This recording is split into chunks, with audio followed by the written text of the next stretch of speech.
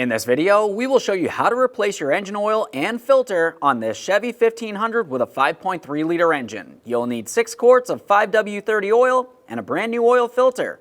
Let's get into it.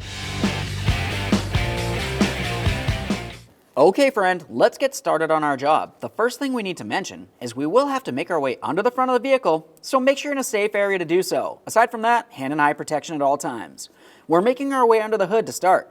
Look for your engine oil cap located on your passenger side valve cover. We'll go ahead and turn this counterclockwise to remove it. Right along the top of that cap, it tells you exactly what type of oil, 5W30. That's what we'll be using.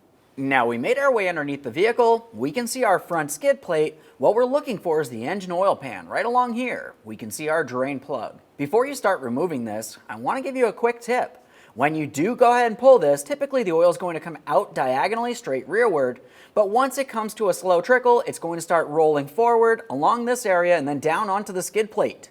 The skid plate itself is going to hold a whole bunch of that old oil and it's going to get on the ground. So what I'm going to do is use something like this right along this area and stuff it right in between the plate and this upper cross member here, protecting the oil from making its way all the way down the skid plate, but also leaving this port open so that the oil can make its way through. Now we have our collection receptacle under here. We're going to be using a 15mm for our drain plug. We'll open this up slowly, and as we pull the drain plug away, we're going to try to divert the fluid down inside of our catch pan.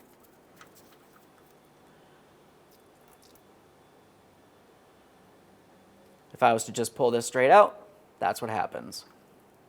Okay, we've got this down to a steady trickle here. You can wait as long as you need to. I'm going to go ahead and clean up this area, give it a close inspection. We'll install our drain plug, confirm that you do have a gasket on there. Go ahead and start that in by hand. We'll bottom it out. The torque for this is 18 foot-pounds.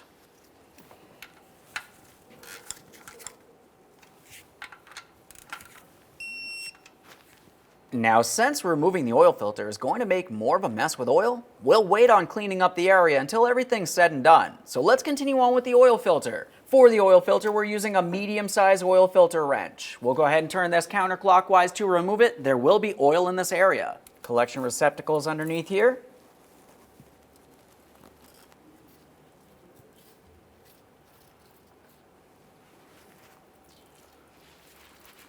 Let's go ahead and start getting this oil filter off of here. You do want to be careful. It can be slippery and potentially hit the ground. Go ahead and drain that into your collection receptacle. Dispose of it properly. With the oil filter out of place, let's continue on to cleaning the mounting point. You never want to double gasket an oil filter. Now it's time to install our engine oil filter. I have some clean motor oil directly along the top here. I'm coating the entire sealing ring. One more quick wipe here.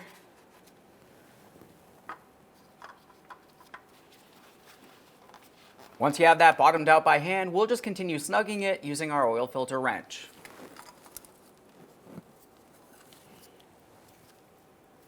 Generally anywhere between 1/4 and 1/2 turn should be enough on that. Just double check, make sure it's snug. Let's continue on cleaning up our mess. I'm going to use some parts cleaner for this.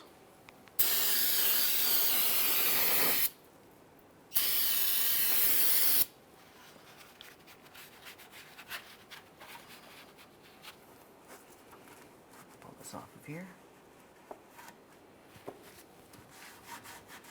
Clean that mess as well. You just want to double check, make sure you don't have any oil trapped up along the top of your skid shield. Once that's clean, we can make our way back up under the hood. We'll use a funnel directly inside of our oil fill port and continue on with 6 quarts of 5W30 oil. And that was our 6th quart there. At this point, you want to make your way inside the passenger compartment. Start up your vehicle, let it run for approximately 10-15 seconds and turn it right back off. After that, we'll make our way back out here. While on a flat level surface, we're going to check our engine oil level with our engine oil dipstick.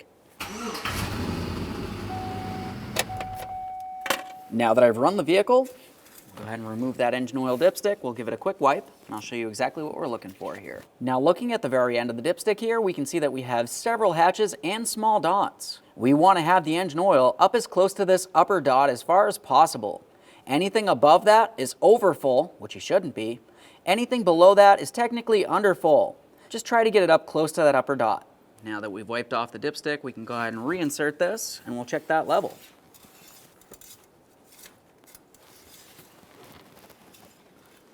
Okay, now looking at this, I can see exactly where the engine oil level is. It's perfect, right up next to that top dot. We know that's good to go. We'll go ahead and wipe that one more time and reinstall it.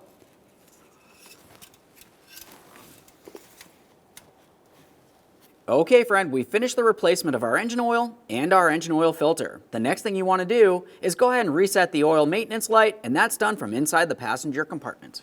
To reset the engine oil life monitor, we're going to take the key and put it in the on position without the vehicle running. Now, once you've done that, let's pay attention to the center dash. You can see where it says change engine oil. To reset this, I'm going to be using the accelerator pedal. We'll push this all the way to the floor 3 times within 5 seconds.